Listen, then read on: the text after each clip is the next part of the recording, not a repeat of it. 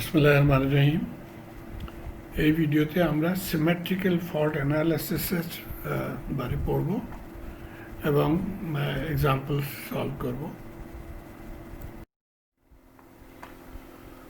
আসুন দেখি ফল্ট কি হয়েছে। ফল্ট হয় যখন fault in a circuit is any failure which interferes with the normal flow of current. যখন নর্মাল কারেন্ট ফ্লো ডিস্টার্ব হয় সেই প্রসেসটাকে আমরা বলি যে সার্কিটের মধ্যে કોઈ ফল্ট হয়েছে।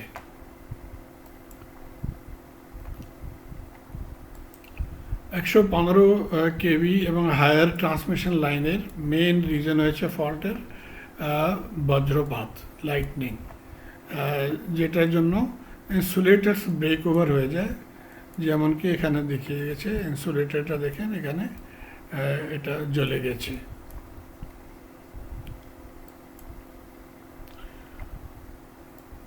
There are two types of faults.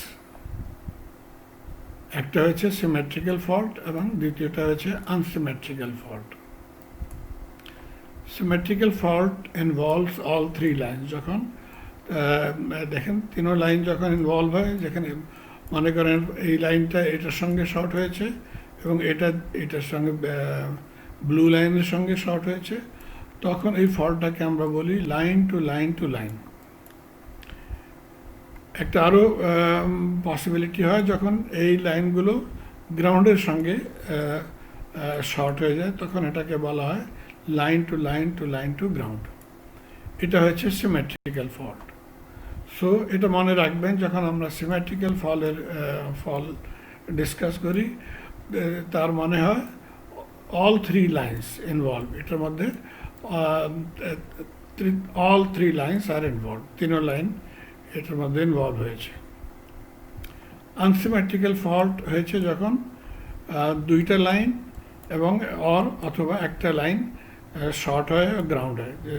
এই দেখেন এটা শর্ট হয়ে গেছে দুইটা লাইন, এই লাইনটা গ্রাউন্ড হয়ে গেছে, এখানে দুই লাইন শর্ট হওয়ার পরে গ্রাউন্ড হয়ে গেছে। এই লেকচারে আমরা সিমেট্রিক্যাল ফল্ট পড়ব এবং approximately 5% faults হয়েছে because of the symmetrical fault or three-phase fault. এই ডায়াগ্রামে আপনি দেখছেন এখানে এসি কারেন্ট ফ্লো হয়েছে এবং এই বজ্রপাতটা হয়েছে বেসিক্যালি ডিসি। সেই জন্য আমাদের আউটপুট ট্রানজিয়েন্ট ইনভলভ হয়ে যাবে এটার মধ্যে, ডিকেইং ট্রানজিয়েন্ট। এই প্রসেসটাকে আমরা তিন ভাগে ডিভাইড করতে পারবো। প্রথমটা হচ্ছে সাব ট্রানজিয়েন্ট পিরিয়ড, যেটার ডিউরেশন হয়েছে ভেরি শর্ট। তারপরে হয়েছে ট্রানজিয়েন্ট পিরিয়ড, এটা দেখেন, এবং ফাইনালি স্টেডি স্টেট ভ্যালু, যেটার মধ্যে কোনো ট্রানজিয়েন্ট নাই। আসুন দেখি ডেফিনেশন কি বলেছে। Sub transient period, first cycle or so, কেবলমাত্র প্রথম সাইকেল or দো cycle after the fault and AC current is very large and falls rapidly. So sub-transient period AC কারেন্টের ভ্যালুটা হচ্ছে লার্জ এবং এটা র্যাপিডলি কম হয়ে যায়। তারপরে আসছে ট্রানজিয়েন্ট পিরিয়ড, এখানে current falls at a lower rate. এখানে দেখেন কারেন্ট রিডিউস হয়েছে গ্র্যাজুয়ালি। এবং ফাইনালি স্টেডি স্টেট, যেটার মধ্যে কোনো ট্রানজিয়েন্ট নাই, স্টেডি স্টেট নর্মাল কন্ডিশন।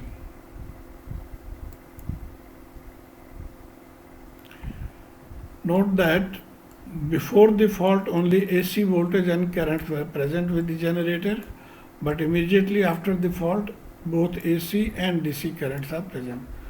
এখানে এখন দেখবেন যে এসি কারেন্টের সঙ্গে ডিসি কম্পোনেন্টটা, যেটাকে বজ্রপাতের জন্য ইন্ট্রোডিউস হয়েছে সার্কিটে, এটা ইন্ট্রোডিউস হয়ে গেছে এবং এটা গ্র্যাজুয়ালি জিরো হয়ে যায়।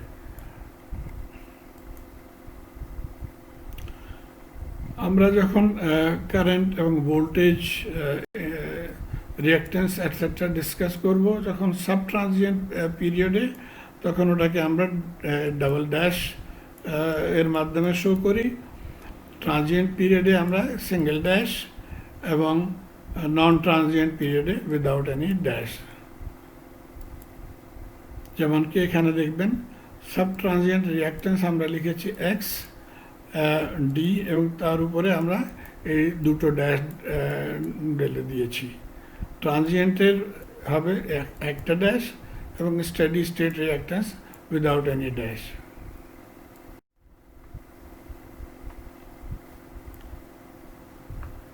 Transient analysis of synchronous generators require a two-axis machine model. We have seen that the corresponding equation involves physical ABC variables and can be simplified by part transformation, which introduces D, Q and zero axis.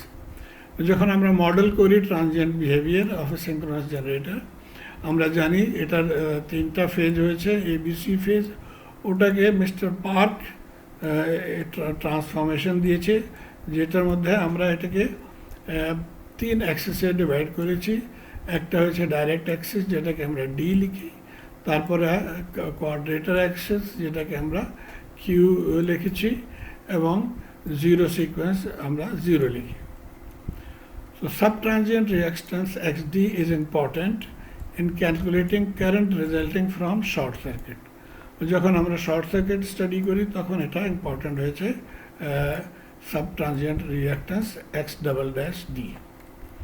এবং transient reactance is usually important one stability study যখন পড়ছি তখন আমরা transient reactance পড়ি, যেটার মধ্যে একটা dash আছে। এই ডিটা হয়েছে টু রিপ্রেজেন্ট ডাইরেক্ট অ্যাক্সেস। আসুন আমরা দেখি জেনারেটর ইকুইভ্যালেন্ট সার্কিট। যখন জেনারেটরটা সাব ট্রানজিয়েন্ট মোডে, যখন সাব ট্রানজিয়েন্ট পিরিয়ড এবং প্রথমে, তখন আমরা এটাকে ইউজ করি ইজি ডাবল ড্যাশ এবং রিঅ্যাকট্যান্স হয়েছে এক্স ডি ডাবল ড্যাশ। যখন ট্রানজিয়েন্ট পিরিয়ডে এটাকে অপারেট করতে হয় তখন এটা ইজি ড্যাশ এবং এক্স ডি ডাবল ড্যাশ, এবং সিঙ্ক্রোনাস পিরিয়ডে আমরা ইকুইভ্যালেন্ট সার্কিট এই মতো লিখি। এই ভ্যালুটা গিভেন হয় বাই ম্যানুফ্যাকচারার। রিঅ্যাকট্যান্স ভ্যালুজ এখানে দেখেন, এক্স ডি হয়েছে 1, X Q Q quadrant 0.6, X dash D 0.32 এবং এক্স ডাবল ড্যাশ ডি 0.2। এই ভ্যালুগুলোকে আমরা ইউজ করে ক্যালকুলেশন করি।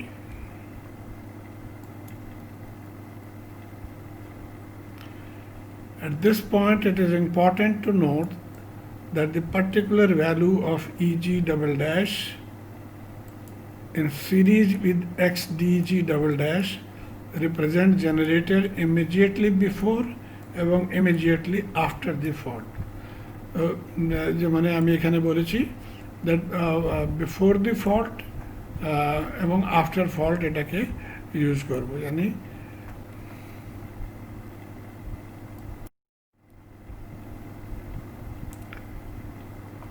এখন আমরা ডিসি ফল্টটাকে কেমন করে রিপ্রেজেন্ট করব, তার জন্য এই সুইচ ইউজ করার হয়। যখন সুইচটা ওপেন হয় তখন এটা স্টেডি স্টেট কন্ডিশনে হয়, অর্থাৎ ফল্টের প্রথমে, লাইটনিং প্রথমে এটা সুইচ ওপেন হবে। যখন এই ফল্টটা আসবে সার্কিটে, ওটাকে আমরা রিপ্রেজেন্ট করি বাই ক্লোজিং দিস সুইচ, সুইচটা বন্ধ করে।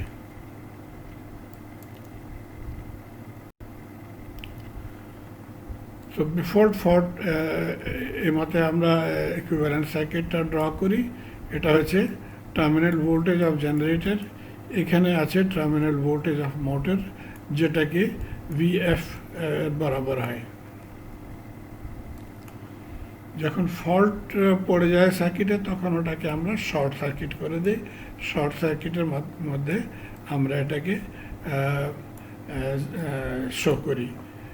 এখন এখানে দেখবেন এটাকে আমরা বলি ফল্ট কারেন্ট, এবং এই ফল্ট কারেন্ট ইজ কম্বিনেশন হয় by generator current, sub transient current from generator এবং sub transient current from motor. আসুন এখন এক্সাম্পল 10.1 সলভ করি। Synchronous generator and motor are rated this and both have sub-transient reactance of 20%. The line connecting them has a reactance of 10%. The motor is drawing 20,000 kilowatt at 0.8 power factor leading and a terminal voltage of 12.8 kilovolt. When a symmetrical three-phase fault occurs at the motor terminal, find the sub-transient currents in the generator, the motor and the fault by using the internal voltages of the machine. এটা note করবেন কি যখন KVA এবং কেডব্লিউ etcetera given হয় কোশ্চেনে, তো তার মানে হয় এটা ফর থ্রি ফেজ, এবং যখন কেভি গিভেন হয় তো এটা হয় for line to line, voltage line to line এবং পাওয়ার থ্রি ফেজ। তো এখানে দেখেন এই রেটিংস জেনারেটর এবং মোটরের রেটিংস গিভেন হয়েছে, তারপরে মোটরের kilowatt rating with power factor এবং টার্মিনাল ভোল্টেজ গিভেন আছে। আমি যেটা প্রসিজিয়ার ফলো করি তার মধ্যে আমি প্রথমে সিঙ্গেল ফেজ প্যারামিটার্স ক্যালকুলেট করি ফ্রম থ্রি ফেজ। আসুন দেখি কেমন করে করতে হবে। জেনারেটর দেখেন বেস কেভিএ ছিল এটা, এবং base VLL line to line voltage given আছে। কেভিএকে আমরা ডিভাইড করে দিই by 3 to get single phase kVA, এবং ভোল্টেজটাকে আমরা ডিভাইড করি by √3 to get line to neutral voltage or single phase voltage. এবং এখন আমরা বেস কারেন্ট ক্যালকুলেট করতে পারি, kVA base divided by phase voltage. So এটা 10,000 kVA divided by 7.621, so base current হয়েছে 1312 ampere। এখন আসি মোটরের পার্টে। এটা গিভেন হয়েছে motor power consumption per phase আমরা ক্যালকুলেট করে নিই by dividing kilowatt by 3, so it is 666.67 kilowatt, এবং মোটরের টার্মিনাল ভোল্টেজ আমরা ডিভাইড করি √3, so 12.8 or 12.8 divided by √3 is 7.39 kV. So এই প্যারামিটার্স আমরা ক্যালকুলেট করে নিয়েছি সিঙ্গেল ফেজের জন্য। এখন আমরা ক্যালকুলেট করব লোড কারেন্ট এবং ফল্ট ভোল্টেজ। লোড কারেন্ট হয়েছে এই সার্কিটে যখন সুইচটা ওপেন হয়েছে, এবং এই পয়েন্টে যে ভোল্টেজটা হয়েছে ওটাকে আমরা বলি voltage at the fault point. এবং এই দুইটা আমরা এই জন্য ক্যালকুলেট করি কি আমাদেরকে এই ভোল্টেজটা ক্যালকুলেট করতে হবে, জেনারেটর ভোল্টেজ এবং মোটরের ভোল্টেজ।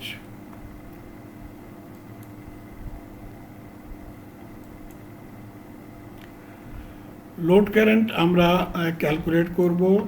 আমরা জানি যে current is equal to VA over V অথবা KVA ওভার KV। এখন আমাদের কাছে গিভেন হয়েছে মোটরের পাওয়ার ইন কিলোওয়াট, এটাকে আমরা প্রথমে KVA তে কনভার্ট করে নিব, তারপরে আমরা এই ফর্মুলা ইউজ করে কারেন্ট পতা করব। So motor KVA is kilowatt divided by power factor, so এটা হয়েছে 833.34 kVA। এখন আমরা কারেন্ট পতা করতে পারি। Current load magnitude IL is motor KVA, motor KVA এটা হয়েছে, এবং মোটর KV0 7.39।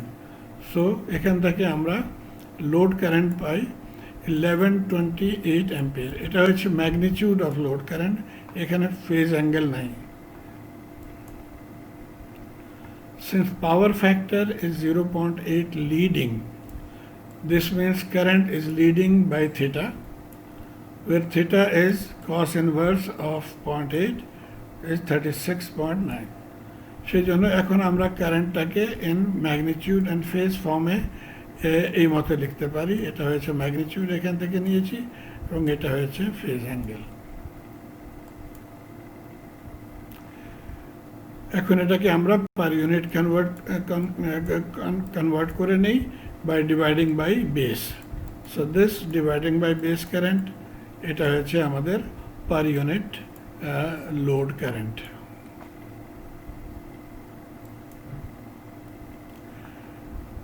VF ভোল্টেজ, এখানে টার্মিনাল ভোল্টেজ, মোটরের টার্মিনাল ভোল্টেজ গিভেন আছে 739 divided by base voltage. Base voltage আমরা পাতা করে দিয়েছি এখানে 7.621, সেই জন্য VF in terms of per unit হবে 0.97 অ্যাঙ্গেল 0 পার ইউনিট। সো আমরা line load current per unit পাতা করে নিয়েছি, এবং ফল্ট ভোল্টেজ পাতা করে নিয়েছি। আমাদেরকে কোশ্চেন কি বলেছে, আমাদেরকে সাব ট্রানজিয়েন্ট কারেন্ট পাতা করতে হবে for generator, motor and fault.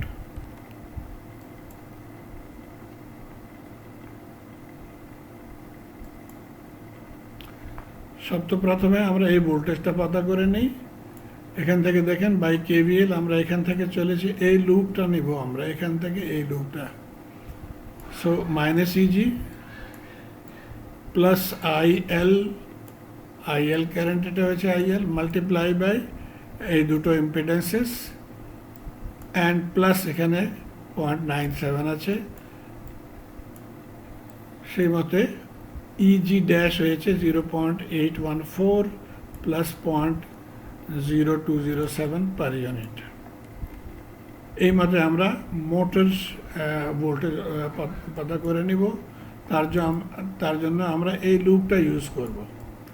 এখানে একটা পয়েন্ট আপনি মনে রাখবেন, কারেন্টটা যখন ফ্লো করে, এই কারেন্ট I, তার জন্য এই ভোল্টেজ, এখানে ভোল্টেজ পজিটিভ হবে আর এখানে ভোল্টেজ নেগেটিভ হবে।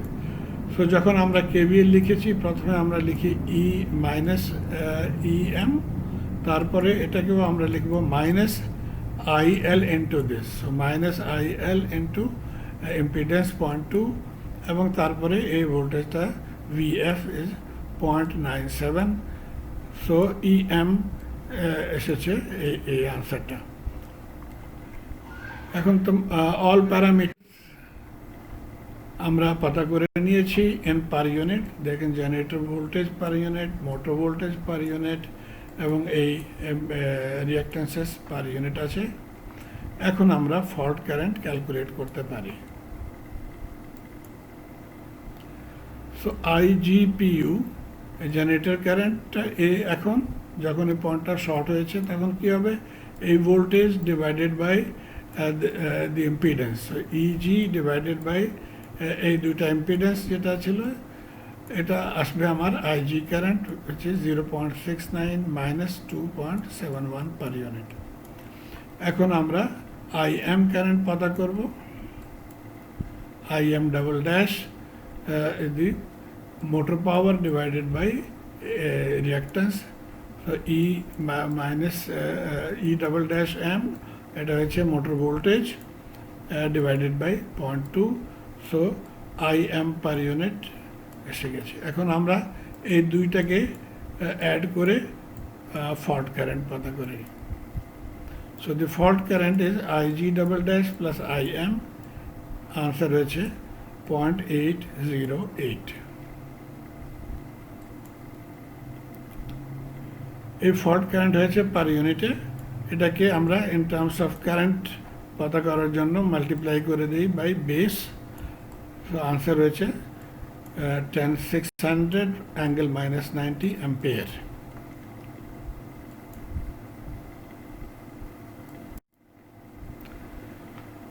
যে আপনার বুকের ক্যালকুলেশন এর মতো করা হয়েছে যে আপনারা ইন্টারেস্টেড টু ফাইন্ড আউট, আমি এখানে এক্সপ্লেন করে দিয়েছি। আপনি এটাকে ভিডিওটা পজ করে দেখে নেবেন কেমন করে করেছে ইন দ্য বুক। এখন একটা টেকনিক, আরও একটা টেকনিক আছে যেটা হচ্ছে থেভেনিনস ইকুইভ্যালেন্ট সার্কিট টেকনিক। সেটা আমরা ইউজ করব। দেখেন ভিএফ আমরা নিয়েছি ফ্রম 0.97।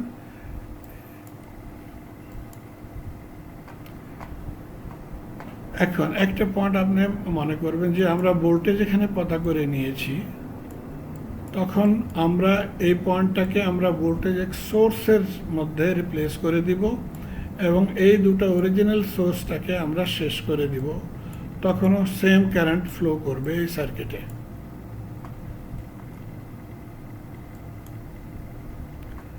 এবং এখান থেকে আপনি দেখেন এই কারেন্টটা হয়েছে আইজিএফ এবং এই কারেন্টটা হয়েছে আইএমএফ।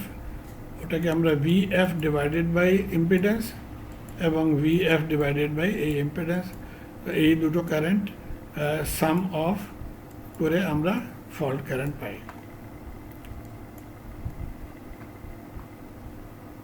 এই সার্কিটটাকে আমরা এখানে রিড্র করে নিই এ মতে। এবং এটা দেখেন এই দুটো সিরিজে আছে এবং প্যারালেল হয়েছে জেডিএম। তো ওটাকে রিড্র আমরা এখানে এই মতে করতে পারি।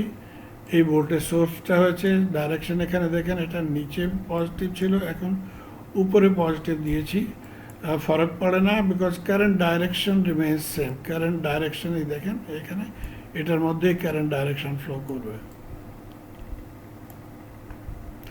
আর আমরা একটা সুইচ ইনকর্পোরেট করে দিয়েছি তাকে, যখন আমরা সুইচটা ওপেন এবং ক্লোজ করে সার্কিট সিমুলেট করতে পারি।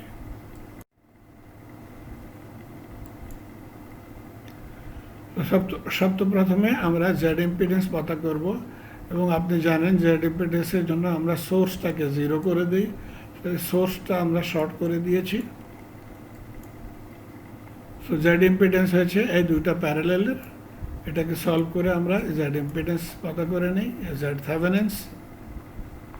এবং ভিএফ অলরেডি আমরা ক্যালকুলেট করেছি, সেজন্য আমাদের থেভেনিনস সার্কিট এর মতে আমরা ড্র করব। তারপরে যখন এটাকে আমরা শর্ট করে দিব তখন আমরা ফল্ট কারেন্ট পতা করব। সো এই প্রসিজারটা আমরা ফলো করব এবং if VF over Z Thevenin. So এই ভ্যালুটা পুট করে এই রেজাল্টটা আপনার পাবেন। আসুন এখন এক্সাম্পল 10.2 দেখি। Solve example 10.1 by using Thevenin's theorem.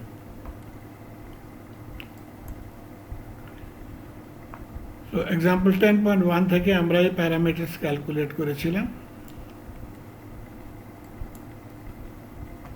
এটা হচ্ছে আমাদের থেভেনিন সার্কিট। তো প্রথমে আমরা ভিএফ ক্যালকুলেট করব। এই ভোল্টেজটা এখানে যেটা ছিল terminal voltage divided by base voltage. Terminal voltage মোটরের এখানে দেখেন 7.39, বেস ভোল্টেজ ছিল 7.621। So terminal voltage 0.97। এটা আমরা প্রথমে এক্সাম্পল 1এও আমরা ক্যালকুলেট করেছিলাম।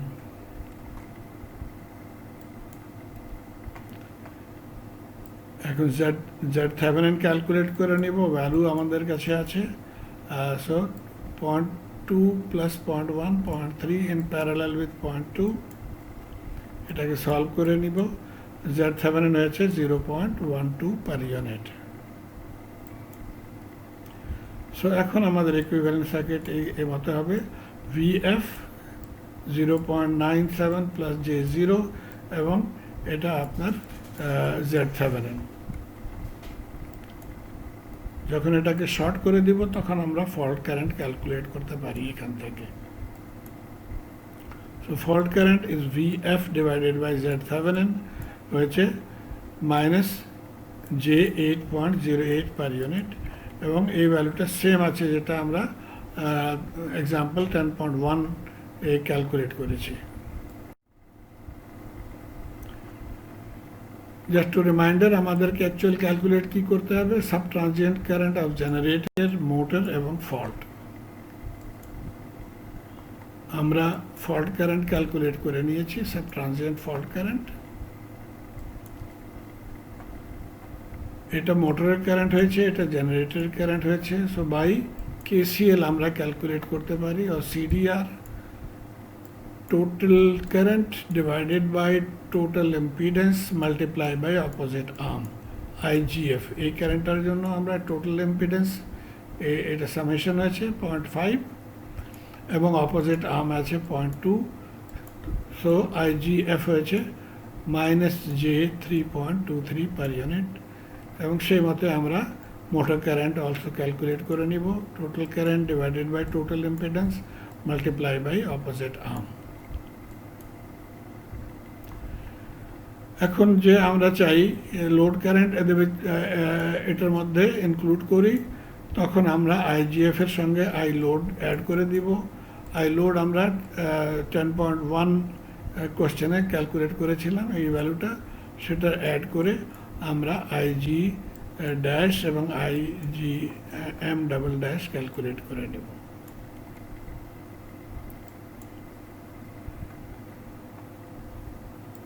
So the per unit value found, this is same as example 10.1.